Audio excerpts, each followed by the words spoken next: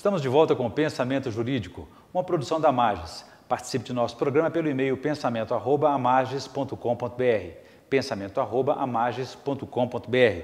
Hoje estamos discutindo o novo Estatuto da Igualdade Racial, o que prevê o documento e como poderá combater a discriminação racial no país e também promover a igualdade entre os brasileiros negros e brancos. Nosso entrevistado é o juiz Narciso Alvarenga Monteiro de Castro, que é titular da 8ª Vara Criminal de Belo Horizonte, onde também é juiz da primeira turma recursal criminal.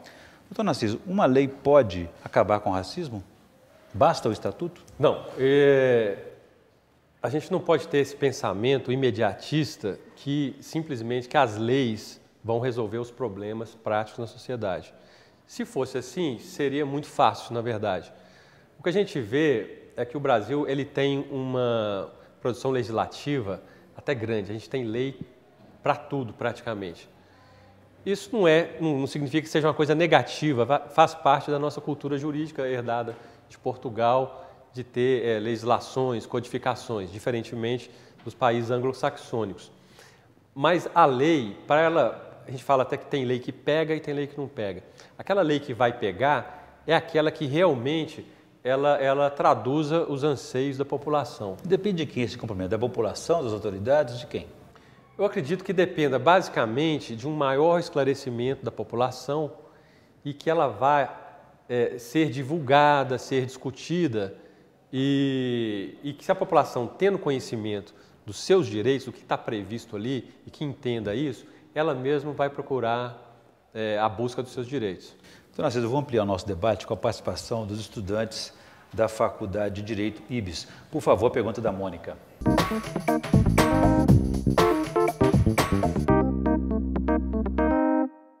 Gostaria de saber se essas políticas de vantagens baseadas na cor da pele não acirram ainda mais as diferenças. Olha, essa questão foi muito bem colocada, que a primeira coisa que vem à mente de qualquer pessoa fala, vai haver uma legislação específica, isso aí não seria racismo? Eu acredito que não, eu acredito que não vai acirrar não. Seria, como foi dito aqui anteriormente, um resgate dos direitos dessas populações que o Estado, podemos dizer assim, que abandonou a própria sorte. Há alguns capítulos que a Constituição Federal já havia positivado como direito à saúde, acesso à saúde a todos, liberdade de consciência e de crença, por exemplo. Por que eles foram incluídos no Estatuto se é um direito para todos indistintamente? Uma questão também muito boa, porque nenhuma legislação pode ser contrária à Constituição, senão seria inconstitucional. Então, o Estatuto, obviamente, ele vai fazer menção a algumas questões já tratadas na nossa Constituição. Seria uma forma de complementar aquelas previsões mais gerais existentes na nossa Constituição. Seria uma forma de especificar, reafirmar determinado tipo de direito. Eu gostaria de saber se o Estatuto da Igualdade Racial traz deveras a efetividade dos direitos fundamentais? É uma pergunta importante também, porque se pergunta no Brasil o que vai mudar, o que vai mudar com a lei. Da mesma forma que a nossa Constituição ela é um pouco programática, ela vai prever ali, vai dar as diretrizes básicas, também esse Estatuto. Então ele vai determinar qual seria a orientação do Estado agora para o futuro. E posteriormente, a maior efetividade ela vai ser alcançada quando vierem os decretos que vão exatamente regulamentar o Estatuto e fixar aqueles programas que seriam implementados daqui para frente. Muito bem. Obrigado aos estudantes da Faculdade IBS que nos ajudou a construir essa notícia, a entrevista de hoje. Doutor Narciso, o senhor falou sobre esses decretos. Virão então decretos aí regulamentando ponto por ponto? Parece que são 7 pontos que o Estatuto legisla a favor aí da população negra. Sim, porque são várias áreas de abrangência. Área de saúde, área de educação, questão de habitação, moradia, a própria discriminação. Então, esses decretos vão estipular o que deve ser feito daqui para frente. Tem a questão do fundo racial também, igual, por exemplo, condenações que advierem daí, multas, condenações, irão para esse fundo que seria criado. Tem a questão também, ela abrange não só a parte pública quanto também de empresas privadas. Hoje, por exemplo, os movimentos negros apontam uma área específica, companhias aéreas que não contratam, né? Isso aí é visível. Então vai haver uma série de estímulos, né? Que as empresas, ao contratarem pessoas negras, elas podem receber algum tipo de estímulo, por exemplo, estímulo fiscal, algum tipo de abatimento, dedução. Agora, doutor Narciso, houve quem comparasse também o novo estatuto à Lei Áurea, né? Acabou com a escravidão, mas a situação continua a mesma, até por conta da supressão da política de cotas do texto desse novo estatuto.